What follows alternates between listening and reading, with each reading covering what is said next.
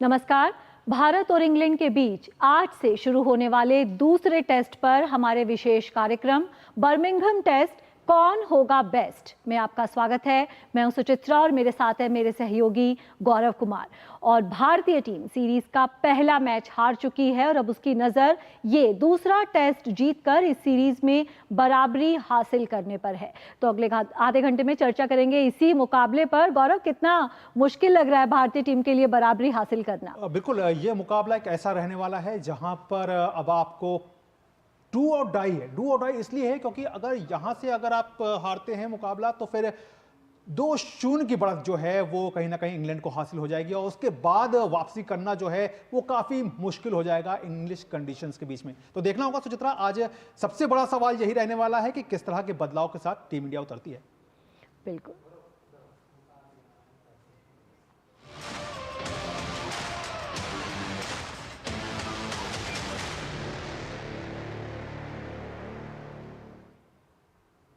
तो Birmingham test की बड़ी चुनौती के लिए टीम इंडिया तैयार है। बर्मिंघम में भारत ने अब तक 8 टेस्ट खेले हैं लेकिन टीम को एक में भी जीत नहीं मिली है।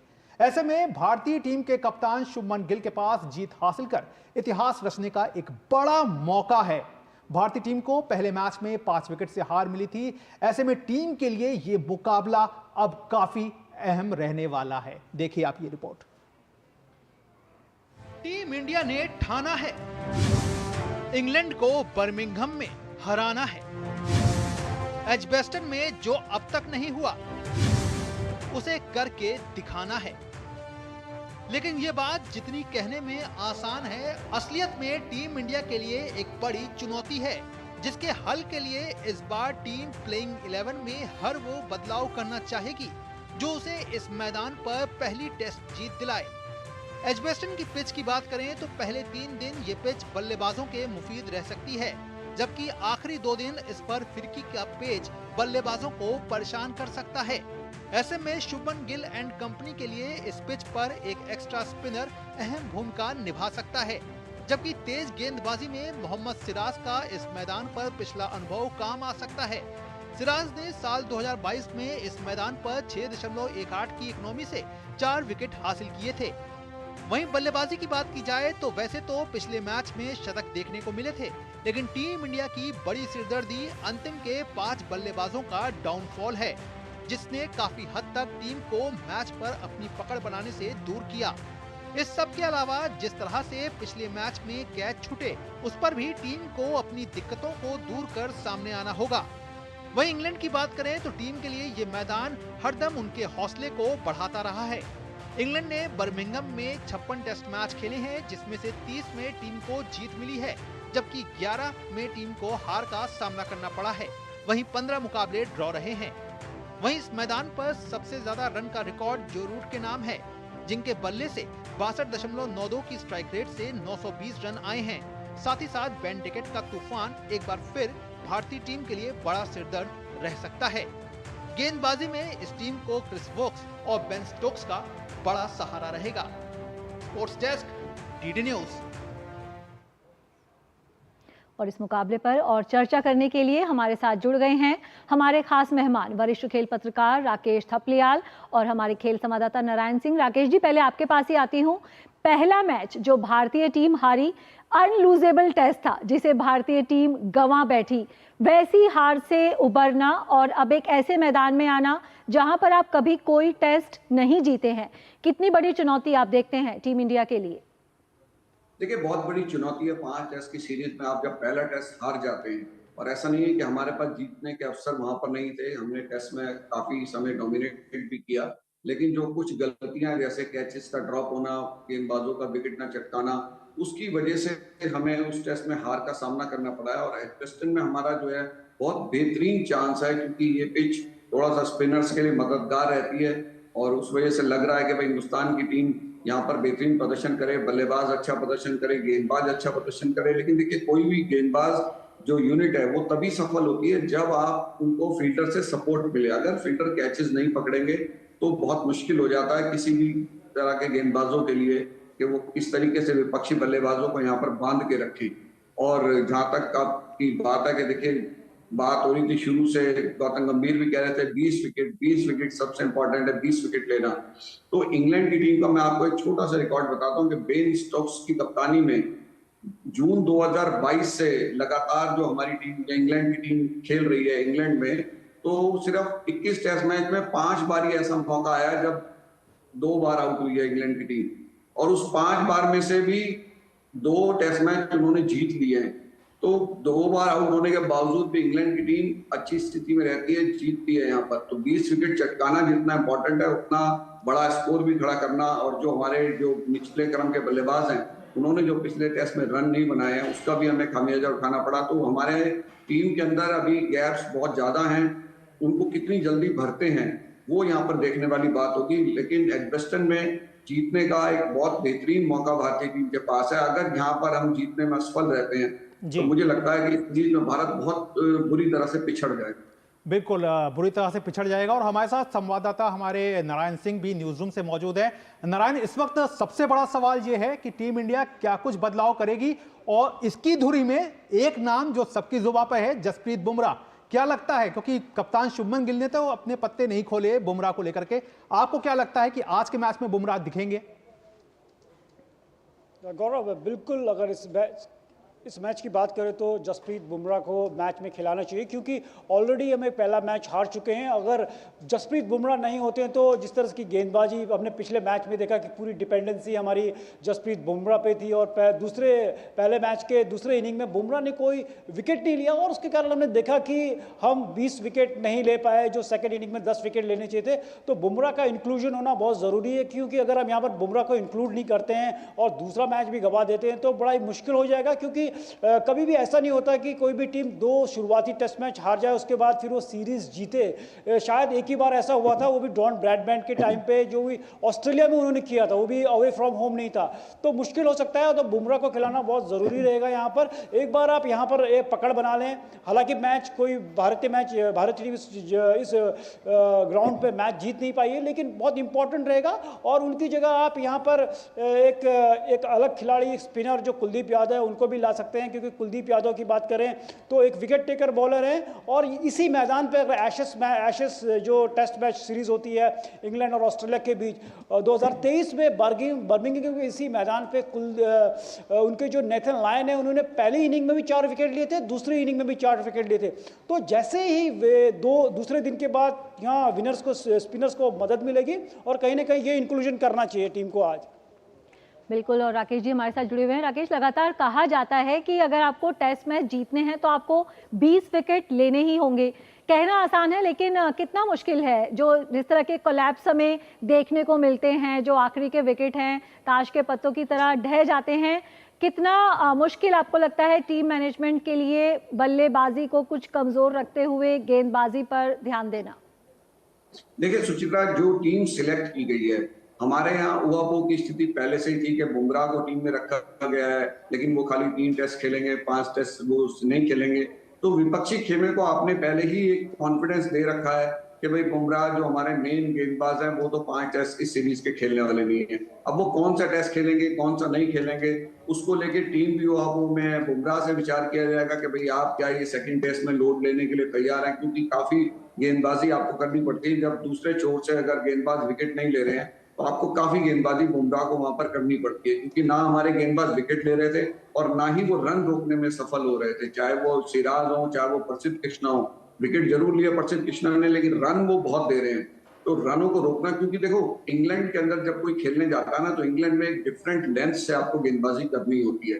वो एडजस्टमेंट गेंदबाज को करने में दिक्कतें आती हैं। इसीलिए इंग्लैंड ऑस्ट्रेलिया के दौरे पर यह माना जाता है कि हमें 2-3 प्रैक्टिस मैचेस वहां पर खेलने चाहिए, कि जितने हम प्रैक्टिस मैचेस वहां खेलेंगे उतना हमारे गेंदबाजों को उसका आइडिया होगा। अब ये पिच ऐसी आ गई है कि जिसपे स्पिनर्स के लिए भी मदद है। अब बात हो रही है कुलदीप यादव को खिलाने की, लेकिन आपको बताऊं कि 5 साल से इंग्लैंड के अंदर चाहे दोनों टीमें जो भी टेस्ट मैच खेली हो, उन्होंने कोई भी रिस्ट स्पिनर यहाँ कोई टेस्ट खेला ही नहीं है पिछले 5 साल से। तो ये रिस्ट स्पिनर का मतलब कि चाहे वो लेफ्ट आर्म चाइनामैन बॉलर हो या फिर राइट आर्म लेग स्पिनर हो। और जो सफलता का एक ऑस्ट्रेलिया ने यहाँ टेस्ट में जीता, तो उसमें नाथन लियोन जो कि ऑफ स्पिनर है, उन्होंने विकेट लिए 4-4 दोनों पारियों में। तो क्या यहाँ पर वाशिंगटन सुंदर को खिलाया जाएगा, किस तेज गेंदबाज को बाहर बिठाया जाएगा, क्या शार्दुल ठाकुर बाहर बैठेंगे या आपका जी। मोहम्मद सिराज को बाहर बिठाया जाएगा। तो ये सारी चीजें जो टीम का जो संतुलन है हमारा वो थोड़ा सा बिगड़ा हुआ है, क्योंकि समझ में नहीं आ रहा, कप्तान नए हैं, वो एसर्ट नहीं कर सकते होंगे। तो जो कोच और जो चेयरमैन सिलेक्शन कमेटी वहां पर मौजूद है अजीत अगरकर, वो जो तय करेंगे, मुझे लगता है कि वो 11 यहाँ पर खेलेगी। कप्तान को तो पीछे से चलाने वाले ये लोग हैं, नए कप्तान है। मुझे लगता नहीं कि जो एकादश का चयन होगा उसमें कप्तान की बहुत ज्यादा चलेगी। तो जो कोच गौतम गंभीर तय करेंगे या अजीत अगरकर तय करेंगे। अजीत अगरकर खुद एक तेज गेंदबाज रहे हैं, तो कहीं ना कहीं जो तेज गेंदबाज जब सिलेक्शन कमेटी का चेयरमैन होता है तो उसका कहीं ना कहीं एक जाता है समर्थन एक तेज गेंदबाजों की तरफ। तो इंग्लैंड में क्या अगर बुमराह नहीं खेलते हैं तो क्या अर्शदीप सिंह को मौका मिलेगा, क्योंकि वो एक लेफ्ट आर्म फास्ट बॉलर है, अलग तरीके के, उनको खिलाया जाएगा या नहीं खिलाया जाएगा। मुझे लगता है वैरायटी के लिए अर्शदीप सिंह को इस टेस्ट मैच में खिलाना चाहिए, क्योंकि जो भी आप टीम लेके गए हैं, 18 सदस्यीय टीम आपकी गई है, तो उसमें आपके पास हर जो प्लेयर है वो मैच फिट होना चाहिए कि कभी भी टेस्ट मैच खेलने के लिए वो तैयार हो। तो अगर आप वैरायटी चाहते हैं गेंदबाजी में थोड़ी सी, तो शार्दुल ठाकुर को बाहर बिठा सकते हैं, अर्शदीप सिंह को ले सकते हैं, और बुमराह भी अगर नहीं खेल रहे हैं तो आप कुलदीप यादव को मौका दे सकते हैं, या बैटिंग भी निचले क्रम की थोड़ी मजबूत करना चाहते हैं तो वाशिंगटन सुंदर को मौका दिया जा सकता है। तो ये टीम के लिए थोड़ा सा सिरदर्द बना होगा कि भाई क्या कॉम्बिनेशन लेके जाएं, क्योंकि जब आप पहला टेस्ट हार के उतरते हैं सेकंड टेस्ट में जी, तो दोनों के लिए बड़ी मुसीबत होती है, कप्तान के लिए भी, कोच के लिए भी और चेयरमैन सिलेक्शन कमेटी के लिए। बिल्कुल बिल्कुल, जाहिर तौर पर कहीं ना कहीं एक मुश्किल है और यही सबसे बड़ा सिरदर्द भी है। बहरहाल नारायण, आप और राकेश, आप अभी हमारे साथ बने रहिएगा। उससे पहले एक देख लेते हैं कि ये रिपोर्ट कि एजबेस्टन के मैदान पर टीम इंडिया का क्या कुछ रिकॉर्ड रहा है, क्योंकि इंग्लैंड के खिलाफ 5 मैच की सीरीज में 1-0 से पीछे चल रही टीम इंडिया की कोशिश एजबेस्टन में जीत हासिल कर खुद को बराबरी पर लाने की है। हालांकि एजबेस्टन में भारतीय टीम का खराब रिकॉर्ड टीम के सामने एक बड़ी दीवार के तौर पर सामने है। तो जानते हैं क्या है ये कुछ रिकॉर्ड और किस तरह से टीम जो है वो अपने आप को इस रिकॉर्ड से आगे निकालेगी, ये जानेंगे अपने एक्सपर्ट से भी। लेकिन सबसे पहले देखिए ये रिपोर्ट।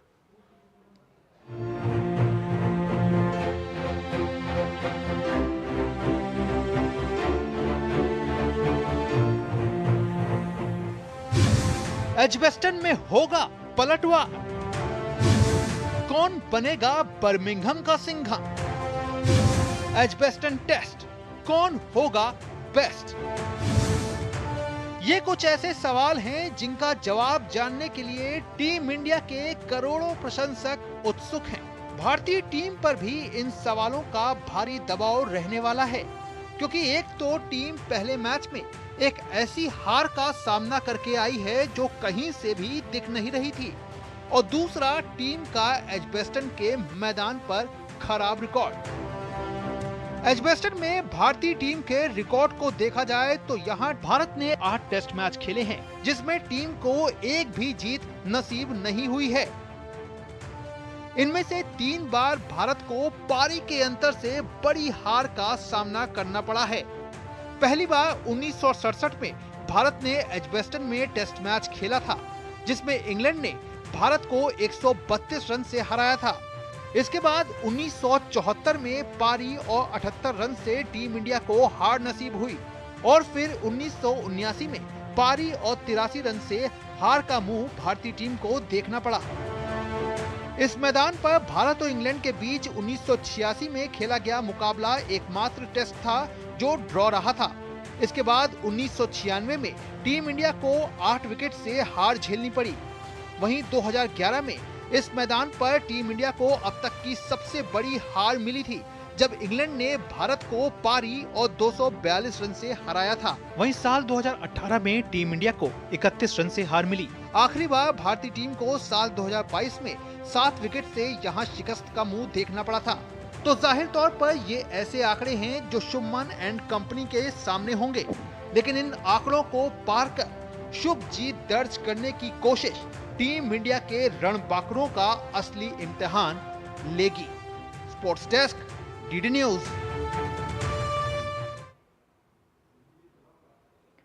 तो आज के इस मुकाबले में जसप्रीत बुमराह खेलेंगे या नहीं, ये एक बड़ा सवाल बना हुआ है। बुमराह के खेलने और नहीं खेलने से बहुत कुछ फर्क पड़ता है। और क्यों फर्क पड़ता है? क्योंकि उनके रिकॉर्ड्स कुछ ऐसे हैं। और क्या हैं उनके खास रिकॉर्ड्स, बता रहे हैं गौरव। जी गौरव, कितना अहम है बुमराह का खेलना और नहीं खेलना? बिल्कुल सुचित्रा, और ये बात शायद टीम इंडिया के कप्तान शुभमन गिल भी बहुत अच्छे से समझ रहे होंगे कि अगर उनके रिकॉर्ड्स को अगर देखा जाए तो आपको दिखाते हैं कि ये देखिए, सेना देशों में बुमराह वर्सेस भारत के जो बाकी जो गेंदबाज हैं 2022 से अगर उनके रिकॉर्ड्स को देखें तो 16 पारी 19 पारी 279.3 ओवर 790.1 विकेट, देखिए 54 विकेट है, यहां पे 85 विकेट लिया है सारे बॉलर्स ने मिलाकर के, और एक तरफ बुमराह को रख दे तो उन्होंने 54 विकेट जो है वो हासिल किया हुआ है। 57 मेडन डाले हैं, 112 मेडन है, 15.8 का औसत है, और सबसे ज्यादा इंपॉर्टेंट क्या होता है इकोनॉमी, तो 3.1 की इकोनॉमी अकेले बुमराह के ने शानदार तरीके से अपने आप को प्रदर्शन करके सामने रखी है, जबकि बाकी के अगर गेंदबाजों को देखें तो सेना के देशों में उनका जो रिकॉर्ड रहा है वो 4.2। सेना के देश बता दूं आपको, सेना यानी कि साउथ अफ्रीका, इंग्लैंड, न्यूजीलैंड और ऑस्ट्रेलिया, ये वो देश हैं जहां पर भारत के लिए टेस्ट मैच जीतना जो है वो हमेशा से एक बड़ी टेढ़ी खीर भी रही है, और यहां से अगर टेस्ट मुकाबला जीत लेती है इंडिया तो ये एक बड़ा परिवर्तन जो है वो सामने देखने को मिलेगा। और इसीलिए बात जो है वो सबसे ज्यादा हो रही है कि क्या बुमराह इस अहम मुकाबले में टीम के साथ होंगे। तो ये तो आप जान लीजिए कि अगर इस रिकॉर्ड को अगर टीम इंडिया देख रही होगी तो कहीं ना कहीं उनके दिलो दिमाग में होगा कि वो बुमराह के साथ इस मुकाबले में उतरें, क्योंकि 2-0 से वो शायद नहीं चाह रहे होंगे कि यहां से टीम पिछड़े, और उसके बाद अगर बुमराह की वापसी हो तो वहां से चीजें जो है वो काफी कुछ बदल सकती है। तो ये तो टीम इनका रिकॉर्ड रहा बुमराह का, लेकिन अब जान लेते हैं कि प्लेइंग 11 जो है वो क्या कुछ रह सकती है। इंग्लैंड की प्लेइंग 11 जो है वो पूरी तरह से साफ है, इंग्लैंड की क्या कुछ प्लेइंग 11 है। तो इंग्लैंड की प्लेइंग 11 की बात करें तो जैक क्रॉली जो है वो यहाँ पे दिखाई देते हैं, यहाँ पर बेन डेकेट हैं, ओली पॉप हैं, जो रूट हैं, हैरी ब्रुक हैं, जेमी स्मिथ हैं, क्रिस वोक्स हैं, ब्राइडन कार्स हैं, जोश टंग हैं और शोएब बशीर हैं। तो ये है इंग्लैंड की टीम जो कि काफ़ी मजबूत जो है वो नज़र आ रही है, और उन्होंने काफ़ी दिन पहले ही ये बात को सामने रख दिया था कि वो अपनी टीम में जो है वो कोई जो है वो परिवर्तन नहीं कर रहे हैं। तो ये आपने देखा कि इंग्लैंड की टीम है। और अगर आप बात करें तो भारत की प्लेइंग 11, तो सुचित्रा प्लेइंग 11 भारत की आप बता दीजिए कि क्या संभावित प्लेइंग 11 जो है वो बड़ा सवाल है वो है। बुमराह के खेलने पर है, तो ये मानकर चलते हैं क्योंकि पहला टेस्ट जो टीम इंडिया है वो हार चुकी है, हो सकता है कि आज बुमराह को खिलाया जाए। तो जो संभावित प्लेइंग 11 है भारत की वो इस तरह से हो सकती है: यशस्वी जायसवाल, लोकेश राहुल, साई सुदर्शन, शुभमन गिल कप्तान, ऋषभ पंत विकेटकीपर, करुण नायर, रविंद्र जडेजा, कुलदीप यादव को यहाँ पर एक मौका दिया जा सकता है, जसप्रीत बुमराह क्योंकि भारत सीरीज में 1-0 से पीछे है, 2-0 से पीछे होने पर काफ़ी कुछ बिगड़ जाएगा, इसलिए आज उन्हें खिलाया जा सकता है, मोहम्मद सिराज और प्रसिद्ध कृष्णा। तो ये भारत की जो संभावित प्लेइंग 11 है आज के इस मुकाबले में हो सकती है। और हमारे एक्सपर्ट हमारे साथ जुड़े हुए हैं। राकेश, किस तरह के बदलाव आप देखते हैं आज भारतीय टीम में? देखिए, मुझे लगता है कि ग्राउंड के रिकॉर्ड को देखते हुए हो सकता है कि वाशिंगटन सुंदर को भी खिलाया जाए, लेकिन सबका जोर कुलदीप यादव के ऊपर चल रहा है। पर टीम मैनेजमेंट कैसा सोचती है, और इसमें पिछली सफलता अगर देखें तो नाथन लैन ने जिस तरह ऑस्ट्रेलिया को टेस्ट मैच जिताया था, अकेले अपने दम पर 4-4 विकेट उन्होंने हासिल किए थे 2023 के अंदर। तो मुझे लगता है उस रिकॉर्ड को देखते हुए और निचले क्रम को थोड़ा बल्लेबाजी में भी अगर मजबूत करना चाहते हैं तो हो सकता है कि वाशिंगटन सुंदर को यहाँ पर मौका मिल जाए। वो एक ऑफ स्पिनर है, बल्लेबाजी भी कर सकते हैं अच्छे ढंग से, तो उनको मौका मिल सका। अगर कुलदीप यादव को खिलाते हैं तो आपको निचले क्रम में बल्लेबाजी में कोई फायदा मिलने वाला वहां पर है नहीं। और अगर जसप्रीत बुमराह भी खेल रहे हैं तो एक बदलाव ये नजर आता है कि भाई शार्दुल ठाकुर को बाहर बिठा के और आपको कुलदीप यादव को वहां पर खिलाया जा सकता है। जी बिल्कुल, और नारायण भी हमारे साथ जुड़े हुए हैं। नारायण, बर्मिंघम का अगर हम रिकॉर्ड देखें तो जो पिछले 4 टेस्ट है वो बाद में बल्लेबाजी करने वाली टीम जीती है, यानी कि यहाँ पर टॉस जीतकर टीमें पहले गेंदबाजी करना पसंद करती हैं। तो भारतीय टीम, क्या आपको लगता है अपनी ताकत, अपनी जो है बल्लेबाजी को मानकर चलेगी, जिस तरह की हमने पहले मैच में भी प्रदर्शन देखा था भारतीय टीम का? क्या आपको लगता है टॉस जीतने पर जो यहाँ पर रिकॉर्ड्स बताते हैं पहले गेंदबाजी करना पसंद करेगी या बल्लेबाजी को चुनना पसंद करेगी?